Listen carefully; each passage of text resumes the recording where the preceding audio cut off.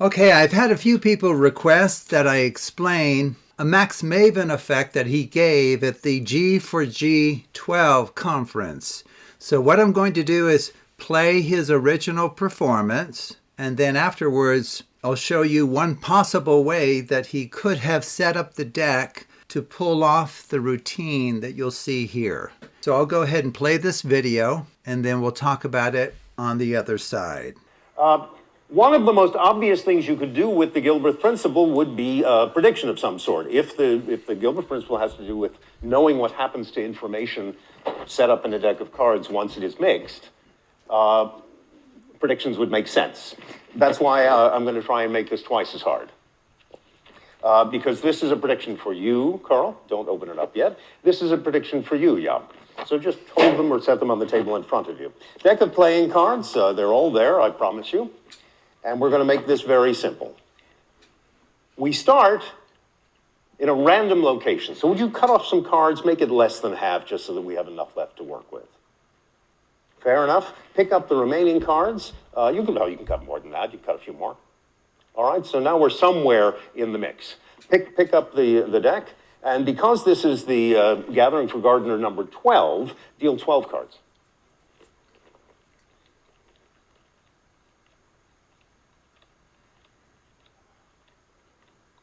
Nicely done. But because there are two spectators up here, we need to deal another 12 on top of that. Yeah. This would be a completely different trick if this was the 11th Gathering for Gardener. All right, the rest of that goes away. So we have a genuinely random cluster of cards, all right? But we're going to randomize this even further. Pick those up, square them up. Here, we'll put in an element I couldn't know about. Think of a number, let's say, from 10 to 15. You got one? Deal that many cards into a pile there. So this is something I couldn't control. I wouldn't know how many cards he's going to think of as far as what he'll deal. I'm not even bothering to count, although I suppose I could. But now we have two piles, and the exact place in those piles has been determined by you. Okay? Carl, do you know how to do a riffle shuffle? No. That's all right. No, that's okay. Fortunately, Paul Curry solved this problem years ago. I'm just going to take the two halves. You smush them together. Okay. I don't know if you can tell. That's excellent smushing ability. All right? So now they're smushed. They're really mixed. So you took cards from wherever you wanted, right? Yep. And you divided them as you wanted, and then you smushed them together. Yep.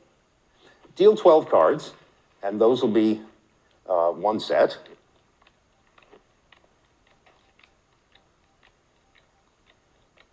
And that leaves 12 more.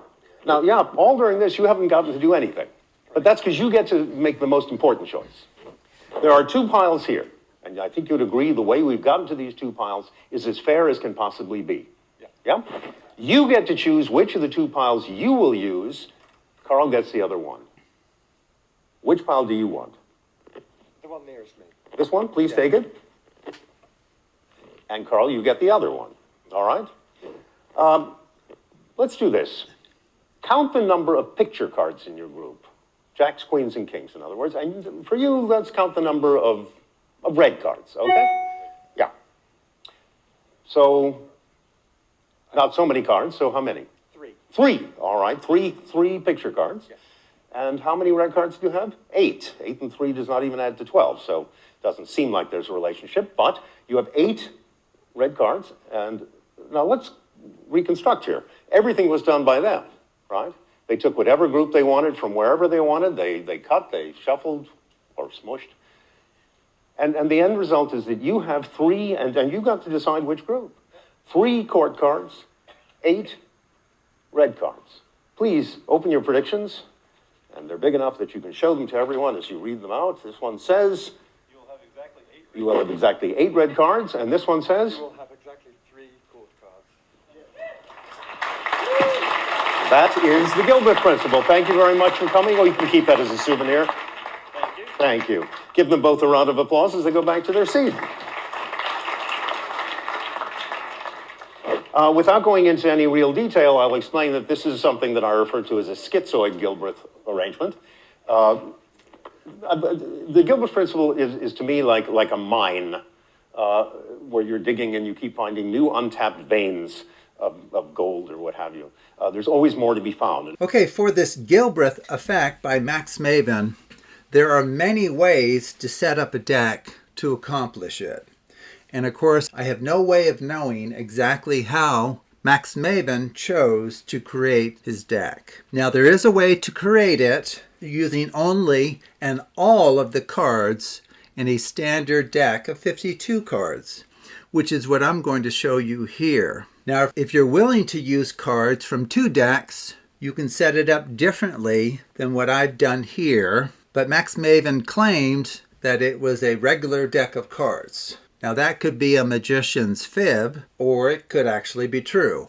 None of us can know for sure. Okay, so here is a way to set it up using just the cards in a standard deck of 52 cards. Okay, so if you think about it, each spectator is receiving 12 cards. Now, within those 12 cards, what will need to be the case is in each set of 12, there needs to be 3 face cards and then a total of 8 red cards.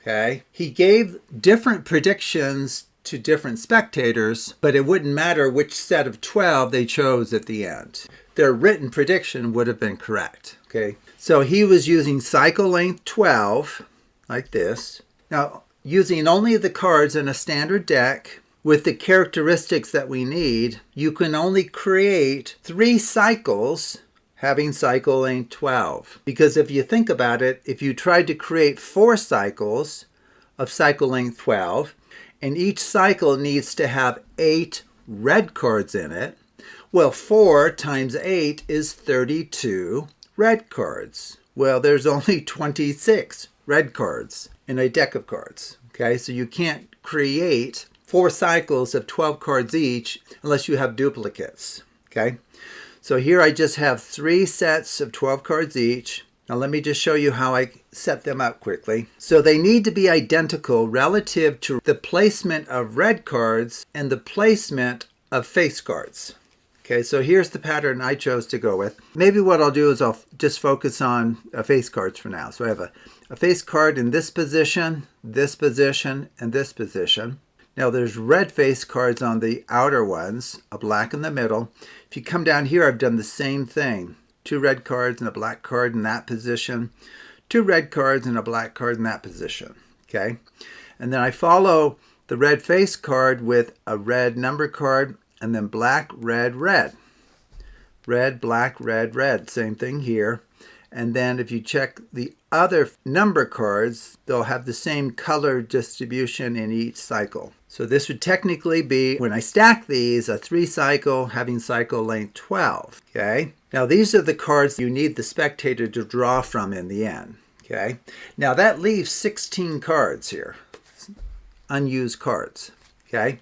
Now once again, I don't know exactly what he did, but my guess is, well, you need to have these together to begin with. These have to be, stacked together in some order. Okay, so we have a repeating pattern 3 times of 12 cards with the characteristics I just showed you. So we have 16 remaining. Well, most likely, if he did it this way, what he probably did, 2, 4, 6, 8, he probably put half of them on top, half on bottom. These are like indifferent cards. Cards that we hope to never see in the performance. Okay, and you won't see them as long as you stay within reasonable bounds. So in particular, as long as you cut somewhere between 8 and 20 cards, you're going to be safe. Now, if you remember, the spectator initially cut like a really small number, and Max Maven kind of looked at him like, maybe cut a few more. And he cut just a few more again. Actually, not that many more. But really, if Max did it the way I've done it, you need at least 8 here, but no more than 20, which we do here. So now we've cut into the cyclic portion of this prearranged deck. So cutting somewhere between 8 and 20 will keep you safe.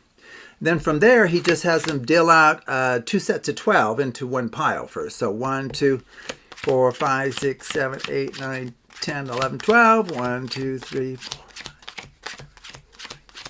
12. Okay, now you can see we're safe.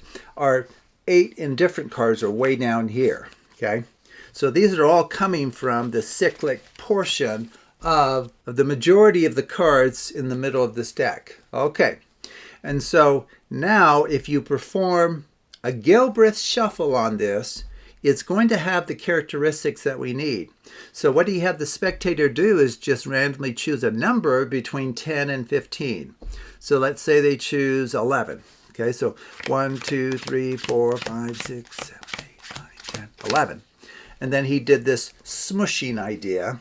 Something equivalent to that, and also equivalent to a riffle shuffle, is a rosette shuffle. And then you just bring these together. They'll kind of bump up against each other. And then to finish, all you do is you deal out the top 12 into one pile. 1, 2, 3, 4, 5, 9, 10, 11, 12. And hopefully we have 12 here. 2, 4, 6, 8, 10, 12. Okay, so each spectator gets 12. Now, the performer does need to keep track of which prediction went to which spectator, because you need to ask the spectator to look for, like if you're looking for face cards, you need to know that their written prediction says there are 3 face cards, and if you're asking for red cards, you need to know that the written prediction for that spectator says count the number of red cards. Okay, so you need to hold on to that information at least. But in terms of those 2 characteristics, both packets will work. So that's why that second spectator could choose either one. So you can like switch these. This can now go to spectator A and spectator B. It won't matter. So let's say this person was asked to count the number of face cards. Okay, so they just go through and count the number of like royalty cards. So you get a king here, 1, another king, 2, and then a queen, 3. And then the other spectator is asked to count the number of red cards. Okay, we're not focused on whether it's a number card or a face card anymore. Just red. Is it a red card? If I can show these. 1, 2, 3, 4, 5, 6, 7, 8. 8 red cards. And of course that will match the written prediction for that spectator. Okay, well that's all there is to it.